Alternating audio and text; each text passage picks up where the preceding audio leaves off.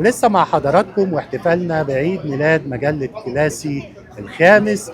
وعلى فكرة من أشد الداعمين للمجلة الفنان الشاب اللي هنلتقي بيه بعد لحظات قليلة. يعني اتشرفنا بأنه كان معانا في حلقة عيد الفطر الماضي، والحقيقة الحلقة كانت ترند، وكل تصريحاته اللي قالها في اللقاء الحقيقة ترند على السوشيال ميديا. رحبوا معايا بالفنان عمر خورشيد. طبعا بقول لك منور الدنيا كلها، وكل سنة وانت طيب.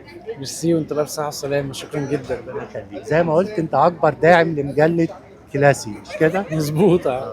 اعرف السر ايه بقى بعد اذنك؟ استاذة كلير صديقة عزيزة جدا من زمان جدا، وهي صحفية شاطرة جدا ومجتهدة جدا وشغلها حلو جدا.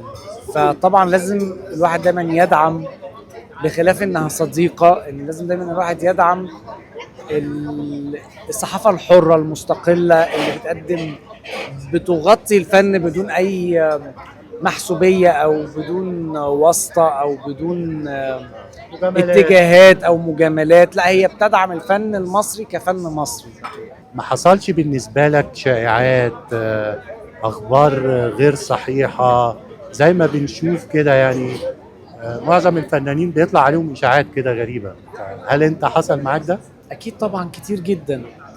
اشهر الاشاعات اللي طلعت عليا ان انا مدمن وانا اصلا بطل جمهورية ورياضي حتى يومنا هذا.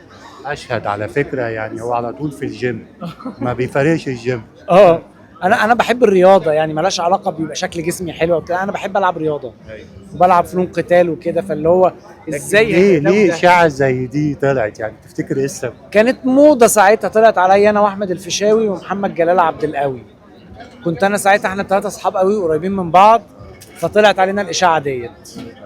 الفنان الجميل المتألق دائما عمر خورشيد، يعني مبسوط اني كنت معاك وانت كنت معايا في اللقاء الجميل ده، ودايما ان شاء الله يعني ناجح ومكسر الدنيا باذن الله. امين يا رب، امين. تسلم لي يا حبيبي، شكرا.